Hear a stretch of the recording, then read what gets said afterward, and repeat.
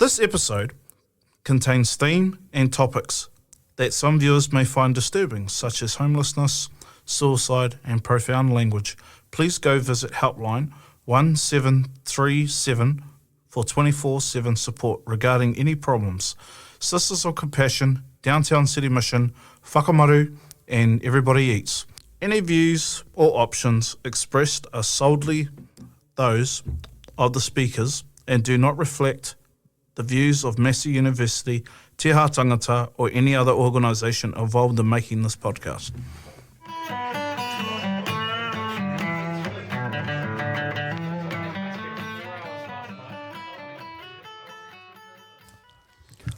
Hi guys, this poem is from my book Suicidal Zombies. It's from the chapter Breadbasket Life. It's my second book. It's called A Crispy Script, Part 3. I'm an abomination in this mutated demolition. My name is Pythagoras and I'm a protagonist. I write art in the park, on an arc in the dark. She's inspired as a gift, majestic waves, on the eve of a trimester crave, on the side of R&B, rocking to D&B. No ideas, make progress, making mistakes, a key, lock, door. Access! A story of evolution, a cybernetic solution, dementia in dimensions, last nation of a lost pass of the post. I'm an abomination in a mutated demolition in nature's cultivation. I break the rules like acting the fool. My name is Pythagoras and I'm a protagonist. Give me a... Oh, yep. Hey fams, what's happening? It's your boy Brucey. And I'm Smurf. And welcome to another episode from Chur from the Curve. This is our second, what is it, second? Yeah, second episode. Second episode. All good, all good. See, after last week's episode, damn. See, I'm starting to lose my mind a bit, Smurf. You already did. Can't you see? Anyway, we're gonna get right into it because our guest, unfortunately, has to go be somewhere. Workers. Yeah, bloody hell. Can't take him anywhere. Got to pay the bills, team. Yeah. So we're going to take probably about 10 or maybe 15 seconds to talk a bit of smack about this fella. Now, what do you know? Well, you do. What do you know about our guest, Smith? Well, I've known our guest for some time. He, about 4-ish years. He runs Everybody Eats. Well, about time he did something. Yeah, he's a great mate. He bought me B vitamins when I had my alcohol poisoning, and it made me quit alcohol. Yep. So, yep, and yeah. We're trying to do a surprise guess. Yeah. Anyway, can we get back to it? Ladies and gentlemen, boys and girls, whoever is listening, drum roll please. It is Jack! Good, team. What a welcome. Thank you. I'm really thrilled and honoured to be here, particularly on your second episode. An idea that I've been listening to you talk about for a good year now, I would say. Yeah, it's been a long time coming. Yeah, 100%. Well, I would say bringing in all the organisations that have helped a lot of people, coming in and sharing their sort of part, you know what I mean? Sort of a thing. But yeah. I know what you mean. I'm not sure anyone else does. Yeah, probably. Yeah. So we're going to fire some Q&As or sort of questions for you, and we'll hopefully we'll get some good answers. And we'll get more of an understanding into your background and how you see things. Okay. So my question is, who is Jack? Who is Jack? So my question is this. Now both of us have, like myself and Smurf, we have experienced homelessness before, and when you see homeless people today, what goes through your mind? You know, like, What's your first thoughts? yeah, what's your about it? first Okay, there's a very multi-layered question there. The first part is the way you first asked that question was really good. You have both experienced homelessness. You are not or have never been a homeless person. The way we refer to people in society who are living on the streets, we say they are homeless people. They're not homeless people. They're not defined by their living situation. They are in a circumstance that is often out of their control. And so when we hear particularly politicians and the media say homeless people, it's like saying a gay person or something. Yes, I'm gay, but doesn't define me. It's a very small part of my identity. Someone who is experiencing homelessness is in a situation out of their control. And so I see a person who has not been supported and not been looked after and taken care of by the state, by the community. I see someone who has quite often struggling with addiction issues, trauma, mental health, a wide variety of problems that are so easily solved when we provide good wraparound care, and that needs to start at an early age, and we need to catch people before they fall off the cliff. So I see failings at our political level, I see failings within our community, within our local government as well, but I also see an incredible amount of humanity. When you find people who have been in that position, they're often the funniest people. There's often an incredible level of intelligence. Some of the most incredible musicians I've ever met are those people that have been living on the street. And so there's also incredible humour. They find joy and happiness in really small things, because I can imagine how awful it must be to be living on the street in the middle of a storm or a really shit cold winter night, you know? So it's a multi-layered question. I see a lot of things, but ultimately I see a huge failing within our governments. I That's agree. why we need more people voting. And I'm looking at you, Smurf. Yes, I know you're looking at me. you suck. I think there's a level of disenfranchisement with a lot of people who are a bit more vulnerable in society, because they don't see a direct connection with politicians helping them. What they see are these people in suits and ties at this upper echelon level of society, sort of playing with money and stuff up here and going, we're going to make changes to the social welfare program, for example. But the reality of any changes there trickling down to the level where it needs to can take years. And it can be very slow, and it can often miss a lot of people on that way down. So I understand why people don't really want to vote, because they can't see a connection with it. But it's like the raindrop analogy. One raindrop, when it falls, it's like, splashes on your finger and it doesn't make a difference. When the rains come, it can flood. So if everybody went out and voted, I think we'd see a very different political landscape down the road. Well, that's very true. Get enrolled and turn up and vote. Especially this year with this change of legislation where they're going to make it illegal to enrol on the day of voting. You've got till the 2nd of October to enrol, okay? Oh, well, that means I just have to turn up to where everybody eats meal. Yeah, I will. I think the form's actually coming in the mail. I got an email about it that day, but I'll make sure you get enrolled. Oh, yeah. All good. Yeah. It's also, that's not just enrolment, you need to check your address, those sorts of things. Yeah. Oh, yeah. Especially if you've moved in the last 3 years. Yeah. Yeah. Yeah, I have. Yeah. But I think I'd love to see a change in how we vote too. I'd love to see it turn digital. Imagine being able to vote on your phone, for example, in an afternoon. We should be able to enrol a bit more. It should be easier. And we should be following Australia, and this is the only time I'll ever say that. It's illegal in Australia to not cool. So I want to get back. So my another thing is too is I actually want to get back into this actually, and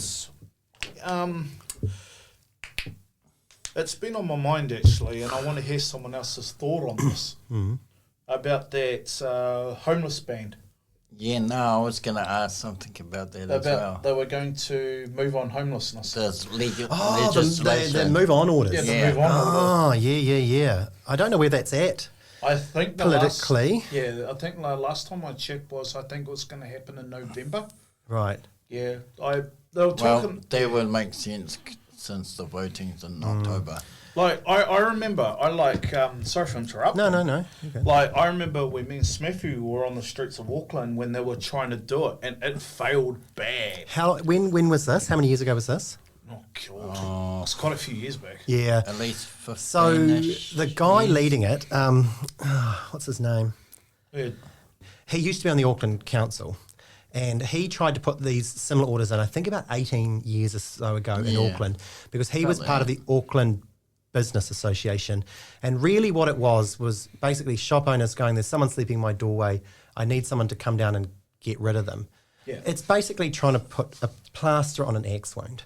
Yeah. It's going to do nothing. That person just feels not wanted, Yeah, it's annoyed. gonna be a bit worse. Yeah, there'll be a level of retaliation, I imagine, as well. Yeah.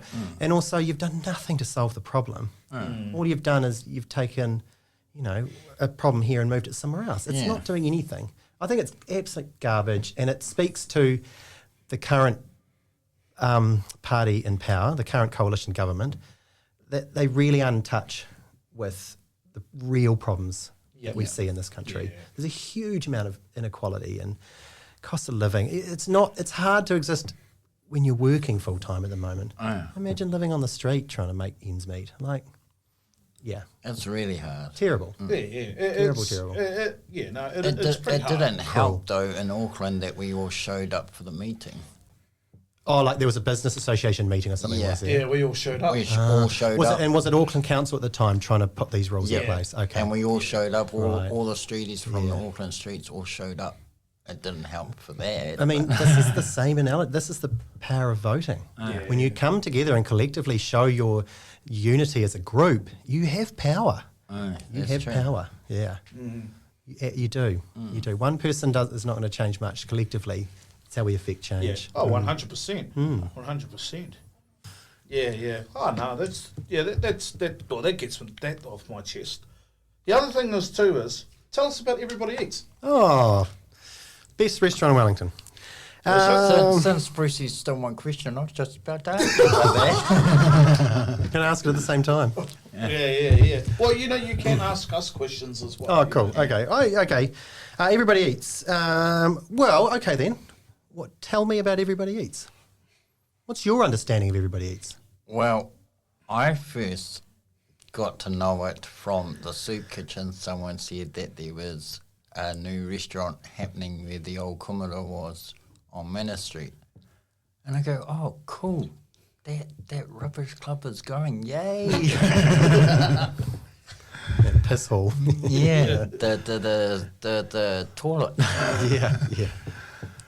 So I was kind of happy about that. And then when I first got in there and I saw yourself and some of the other people that I know around Wellington, I thought, damn, this is all the bros, all our mates and stuff like that, just coming together and helping us out like they usually do.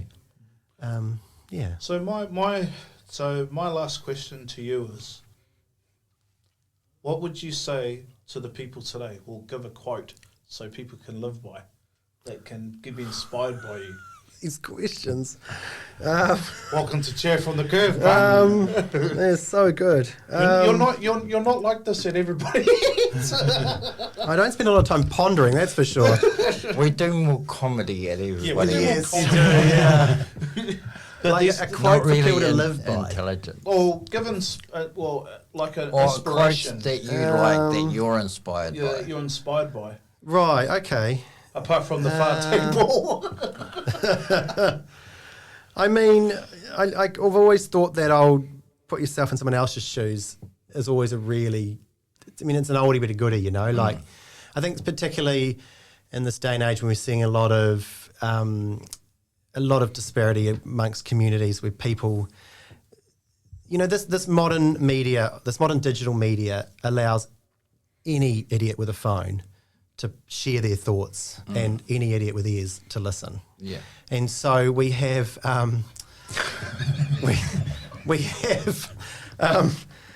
but there are really intelligent people doing it too. But how the hell do you tell what's good and what's not? You hear what you hear, and when we absorb information, when we hear it, it affects thoughts and it's through how we're raised, through our environment, through the people we're around, is how those thoughts can manifest as reality or manifest as your beliefs or your values. And so it's a scary time. And so we don't putting ourselves in other people's shoes. We tend to isolate because you can, you talk about on the walk up here, Brucey, you can doom scroll now for hours. You can get lost in a doom scroll on social media for hours. And you've just like hours by yourself. Imagine that with the people. Let's listen more to other people. Let's hear what they have to say. You don't have to agree with it, but hear it and acknowledge it. Let's think about what it means to live on the street. Can you imagine you guys can, but to the listeners, imagine what it's like sleeping on a concrete floor in a sleeping bag in the middle of winter. Cold, sore, and uncomfortable. Right, it's not just the horrible sleep you're going to have. It's the body problems, it's the mental health problems that come with it. And no wonder you want to escape with drugs and alcohol during that, because it numbs that pain. And so let's put ourselves in other people's shoes and consider other people's point of views and objectives, and let's come together as a community and spend more time with the people that we like to be around. Yeah. Well, ladies and gentlemen, that is our time. Just want to say big ups to our guest Jack from Everybody Eats for coming in and sharing his story on how he started Everybody Eats. I didn't start it, by the way. Didn't start, but sort of, elaborated I've had the Wellington into one the pretty much. evolution. Something like that. But now, So I just want to make Thanks, a big Bruce. shout out to Everybody Eats. Also, big ups to Kibosh for helping out. Also, Orange Sky. Without them, Soup Kitchen, Soup Kitchen, Soupies, DCM, everyone else. DCM, Mission, Free Store, City Store. Mission. In fact, we were meant to have DCM actually in here, but unfortunately, Natalia had got some stuff going on, so... I'll flick an email, tell her she should do it. Yep. Yeah, and hard out. So, fam, so, also, I also want to make a big shout out up to the man who actually gave us the name. Big ups to Craig. Yep, definitely. Big ups to Craig. Big ups to Craig. And Even also, anyway, fams, that is us. We'll hopefully catch up next week for round 3. And that's us from Chur from the Curve. Chur! Chur. Sure.